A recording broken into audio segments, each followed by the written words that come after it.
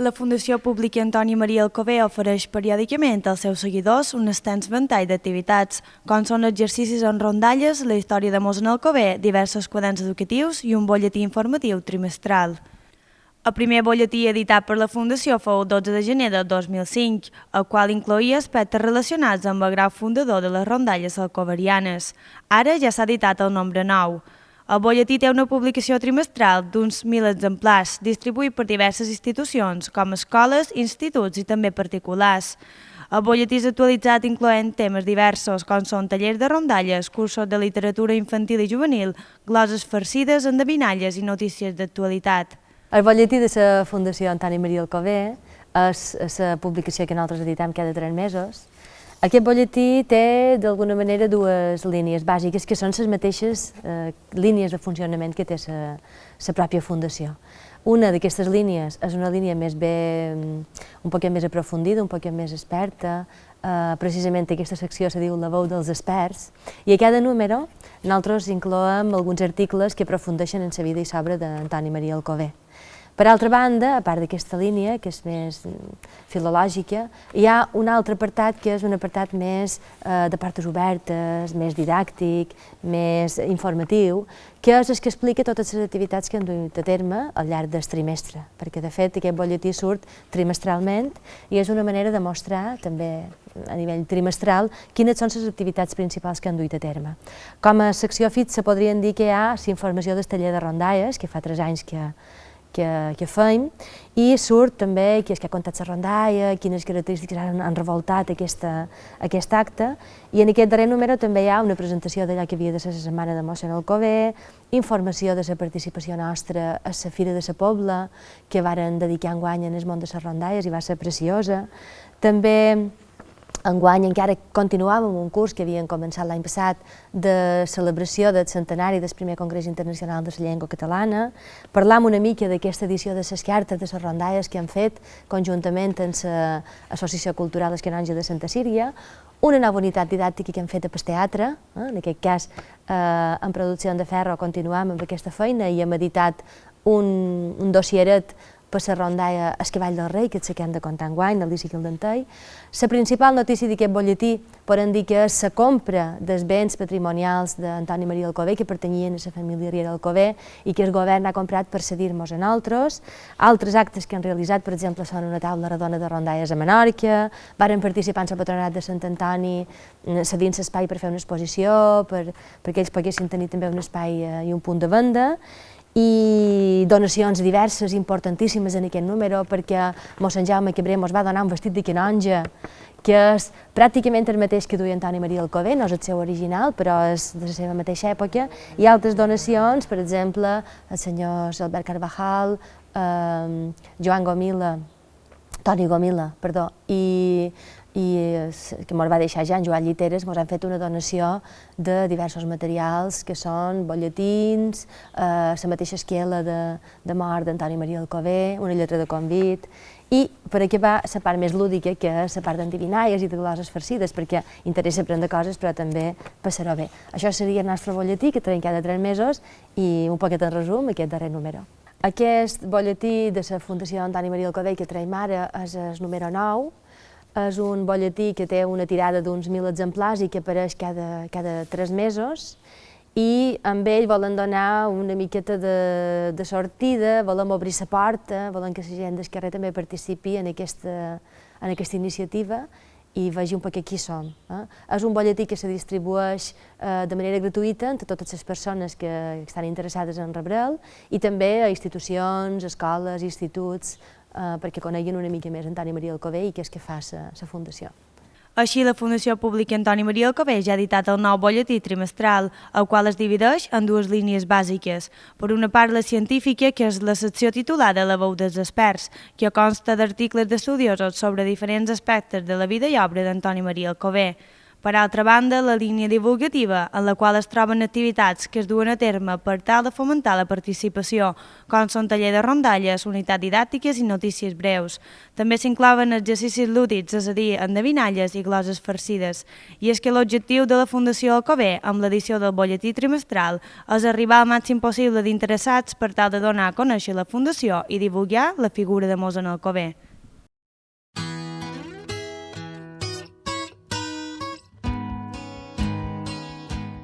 Hola, què tal? Com esteu? Soc Antònia Jiménez Pierolà. Com ho puc veure, avui m'han convidada per venir a contar una rondalla.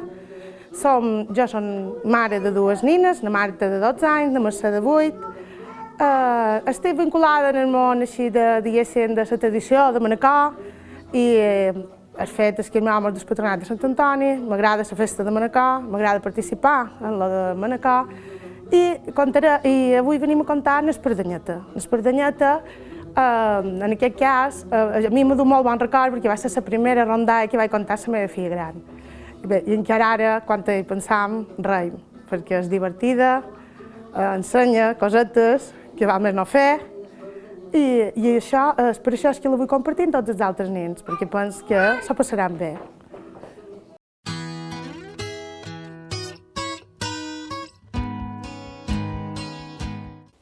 Començarem contant l'Espardanyeta dient que una vegada hi havia 3 germanes que no tenien pare ni mare i vivien totes soles.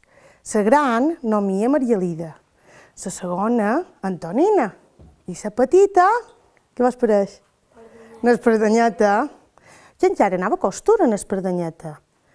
I cada matí, per anar a costura, sempre havia de passar per davant el rei. I el rei sempre se trobava en el balcó que l'esperava que passés. Perquè quan en l'Espardanyeta era una nina molt guerrida, era esplèndida, era blanqueta de pell i amb un cabell rossos que li arribaven quasi als talons. I cada matí el rei, quan era un rei fadrí, li agradava veure l'Espardanyeta, l'esperava així pujat en el balcó. I l'Espardanyeta passava i li deia al rei: «Bon dia, Espardanyeta». I ella s'anava cap a costura i deia: «Bon dia tingui, rei». I se n'anava cap a costura. I això era cada matí, el rei l'esperava i l'Espardanyeta passava. I un dia el rei va dir: «Aquesta nina fa cara de geneta, n'hi hauria de fer una». I què va fer el rei? Se'n va anar a veure la mestra i li diu: «Jo avui m'amallaré en el sòtil i m'hi envies l'Espardanyeta a cercar el que és de menester». I la mestra, com que no era el rei, no li va voler fer la contrària. El rei puja en el sòtil i s'amalla darrere un ropero. Però s'havia embatumat la cara de batut negre. Però clar, l'Espardanyeta no ho sabien, això. Quan arriba a costura, l'Espardanyeta, la mestra li diu: «Hauries de pujar en el sòtil a cercar-me les tisores que són damunt la caixa a dins el sòtil». I l'Espardanyeta, com que era una monedona, va pujar botant cap en el sòtil. I quan va ser agafat les tisores, el rei li pega fua i li dona un bon susto. I l'Espardanyeta dona mitja volta i se'n va per avall. I li diu a la mestra: senyora mestra, aquí dalt hi ha negres! Senyora mestra, aquí dalt hi ha negres! Però la mestra només va haver de baixar el cap perquè no va poder dir que era el rei. I amb això, res, l'endemà de matí, l'Espardanyeta, com sempre, se'n va a costureta i torna a passar per davant el rei. I el rei li diu: «Bon dia, Espardanyeta». I ella, com sempre, que li diu: «Bon dia, senyor rei». I quan ja va ser un parell de passes molt enrere, el rei li diu: senyora mestra, aquí dalt hi ha negres! Senyora mestra, aquí dalt hi ha negres!» L'Espardanyeta va agafar una enfadada. Per què? Perquè va veure que qui li havia fet la broma qui era el rei Punyino. I què va pensar ella? Ja n'hi faré una de més grossa. Amb això va anar a costura, torna aquí a seva, I ben entrada la nit, l'espardanyeta aconseguia embellir-se a dins el castell i se disfressa de fantasma i agafa un llumet i un plat en sac i lleon de cá. La mare espera que sigui ben de nit i quan se pensa que el rei ja s'ha dormit, entra dins la cambra del rei i s'hi acosta, vestida de fantasma. I diu, jo soc la mort que el venc a matar si no te menges aquest sac i lleon de cá. Jo soc la mort que el venc a matar si no te menges el sac i lleon de cá. Vos imagineu el rei quan va obrir els ulls? Va començar a tremolar, tot era un tremolor, un tremolor. I bé, amb unes llàgrimes com a ciurons, li diu, no, vés amb un pare, vés amb un mare, deixa'm a mi, que són rei fadrí. Vés amb un pare, vés amb un mare, però deixa'm a mi, que són rei fadrí. Però l'espardanyeta més s'hi costava i li torna a dir, menys ho sabeu, jo soc la mort que venc a matar, si no te menges aquest sac que lleon de cá. Jo soc la mort que venc a matar, si no te menges aquest sac que lleon de cá. I què va haver de fer el rei? Una respiració ben forta i ben un quilló darrere l'altra. I ben un quilló darrere l'altra fins que se va menjar tots. I quan se va acabar tots, l'espardanyeta agafa portal i escales per avall i cap a casa seva. Se lleva, se disfressa i se colla, tota tranquil·la. Vos podeu imaginar el rei. Va tenir molt de mal de panxa. Molt, molt, molt, molt. I després, l'endemà de matí, quan la Marialeta se'n va anar a costureta, vos pareix que era el rei en el balcó? No, vomitava. I se feia estró. I no podia. I varen passar un parell de dies així, perquè el rei no se podia aixecar del llit. Després varen passar bastant de dies, quan ja va estar millor, un altre de matí, les espera en el balcó. I l'espardanyeta, bon dia tingui, senyor rei, i el bon dia espardanyeta. I l'espardanyeta, quan va ser un tros en fora, diu, vés amb un pare, vés amb un mare, deixa'm a mi, que són rei fadrí. Vés amb un pare, vés amb un mare. El rei va agafar una exultada, que li sortia foc pels ulls, desenfadada. Va dir, va ser ella, la gran repunyetera que m'ha fet aquesta. I va una que n'hi havia fet, que sí. Va dir, la m'empallarà. La m'empallarà. Se'n torna allà la mestra i li diu a costureta, avui de matí m'envien l'espardanyeta en el jardí a collir una panera de pomes. La mestra va haver de tornar a dir, li diran que sí, quan era el rei. Arriba l'espardanyeta a costureta i la mestra li diu, hauries d'anar aquí en el jardí del rei a collir una panera de pomes. I què va fer l'espardanyeta? Cap en el jardí real. Troba una pomera, puja la pomera i comença a collir pomes. Amb això, el jardiner del rei, que el rei li havia dit, en venir l'espardanyeta, la m'aferma ben forta la pomera i que no se molli d'allà dalt fins que jo vingui. Què va fer el jardiner? Parell de voltes de corda i ben fermada. L'espardanyeta se va per a moure. Però amb això va passar una veieta, una jaia, ruada, lletja. I diu, però què fas aquí, nineta? Diu, ai, si ho sabiéssiu, li diu l'espardanyeta. Jo era tan ruada i lletja com vos, però m'ha enfermat aquí dalt i mira-me, el més preciós del món. Diu, i com ho podria fer jo per pujar aquí dalt? Diu, és molt mal fer. Me desfermau i no preocupeu que em farem de dia fermat vos. I aquella padrineta ensollat, així com va pujar la pomera i la va desfermar. I doncs què va fer l'espardanyeta? Amb un ris-ras la va fermada i ella agafa la panera de pomes i cap a veure la mestra. I diu, senyora mestra, vaig d'aquí les pomes, però no ho va contar ningú el que havia fet. Amb això, ella deixa la panera a la mestra i li diu al rei com pareix en el jardí real. I li diu al jardiner, què has fet el que t'he manat? I el rei, venguin jo a elaborar. I aquí se troben allà dalt. Quan el rei va veure aquella jaia ruada, que treia fort també per queixal, perquè per més que se mirava, no havia perdut cap rua. I estava enfadadíssima, però el rei sí que estava enfadat. Per què? Perquè l'Espardenyeta n'hi havia fet una altra. Amb això, el rei diu, n'hi faré una, que no pot ser mai que no se'n recordi de jo. I aquí al vespre se vesteix de peregrí. Bueno, ara tornem un poquet darrere perquè m'ho han deixat una. No? L'Espardenyeta va dir, aquesta la m'ha de pallar, perquè m'ha fermat una pomera. I l'Espardenyeta em va preparar una altra. Sabeu què li va fer? L'endemà de matí se va vestir de jardinera, tota preciosa amb un motllador a pescar, perquè no la coneixés. I va agafar una panera de flors i se passejava per davall el balcó dient: «Au, jo venc flors, qui em compra flors? Qui vol flors?» I el rei, quan la va veure tan preciosa, quan era un punyetino, li va dir: «Puja aquí dalt!» I l'Espardenyeta va pujar.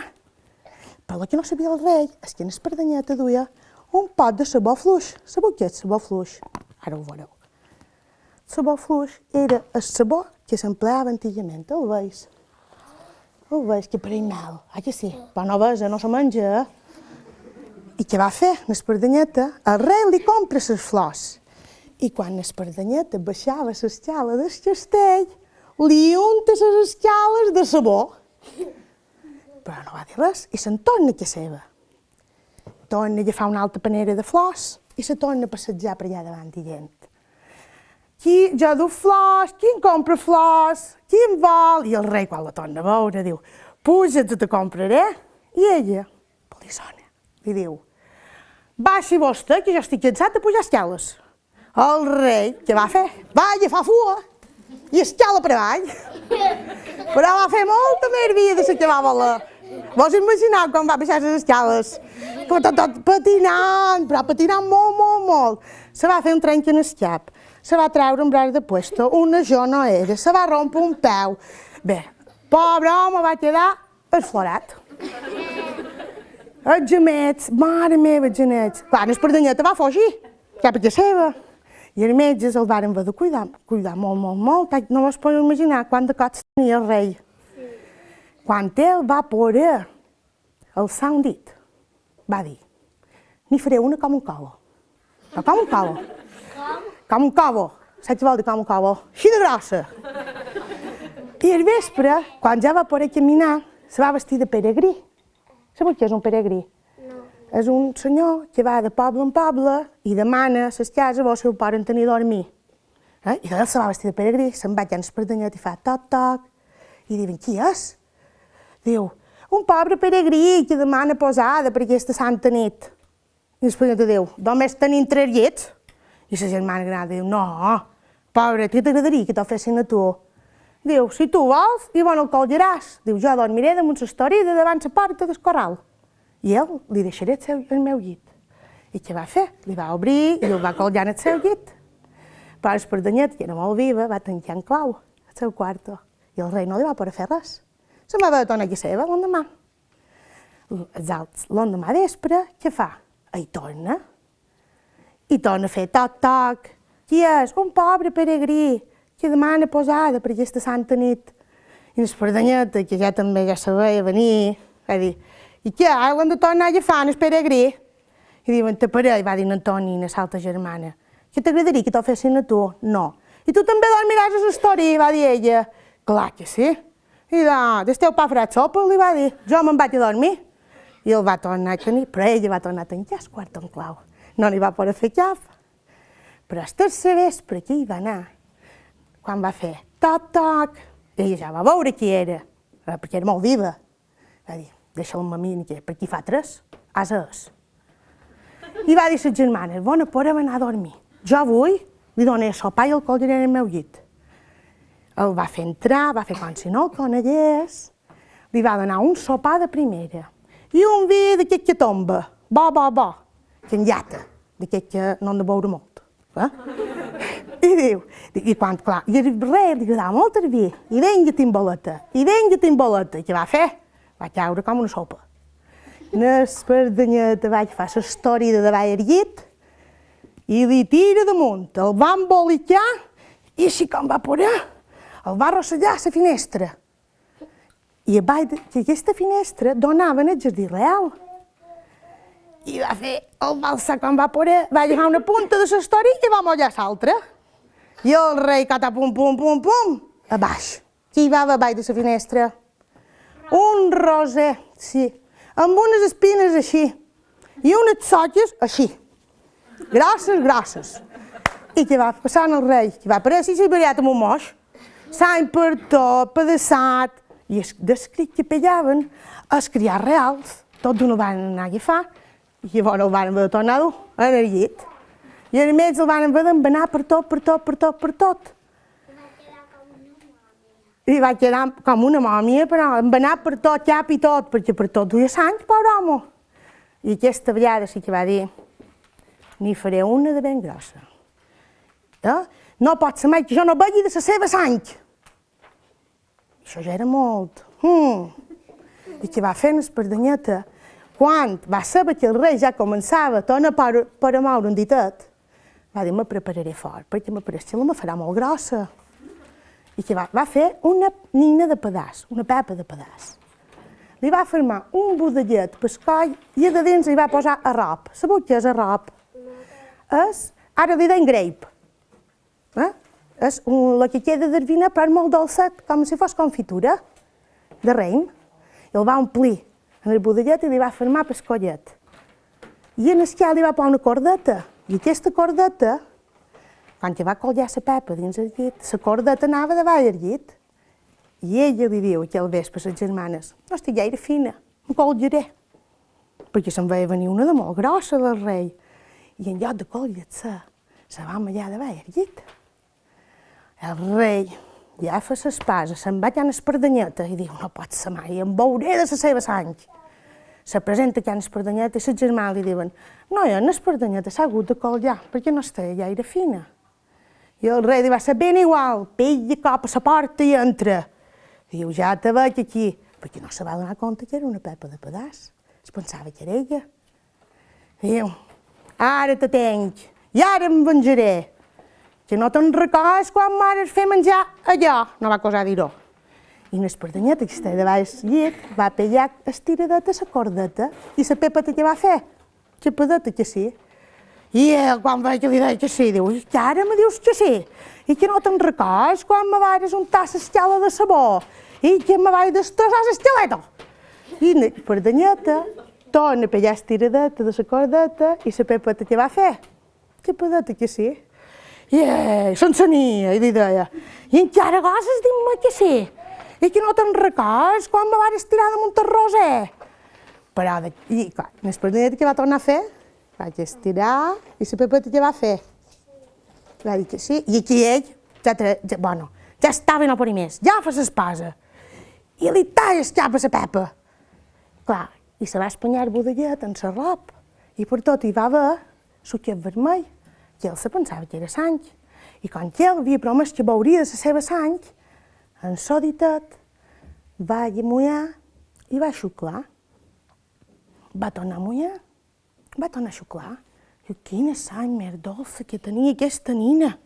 I va tornar a mullar i xuclant, i xupant, i xuclant, i xupant, li va pillar la molla i se va poder plorar. Que enyorava l'espardanyeta. I va començar a dir, però que són d'asa i dur barcoig. Com és que l'he morta? I jo era la nina que més estimava i jo la volia per la meva dona. Jo l'estimava molt. Som un asa, no m'harem matar. Què va fer? Va agafar torna a mi l'espasa i la se va posar així coraçada en el pit. L'espardanyeta que estava amallada davall del llit va dir, no, convé sortir. I amb això, quan ell ja de necessim morir, jo no me puc viure si no hi ha l'espardanyeta. Va sortir de davall del llit. El rei va quedar fred. Però després va reaccionar d'alegria. Diu, ai, espardanyeta, vida meva, tu i jo mos hauríem de casar. I ella, que era molt bé, diu, ja ho hauríem d'haver fet. I el rei, de l'alegria que va tenir, va anar corrents en el castell a dir als criats, tot d'una gran festa, ens hem de casar l'espardanyeta i jo. I heu de pensar i creure que en 3 dies va estar tot a punt per fer la gran festa. I va passar l'esclafit, i se varen casar. I els dos van reinar anys i més anys. I encara són vius, si no són morts. I espero que vos hagi agradat.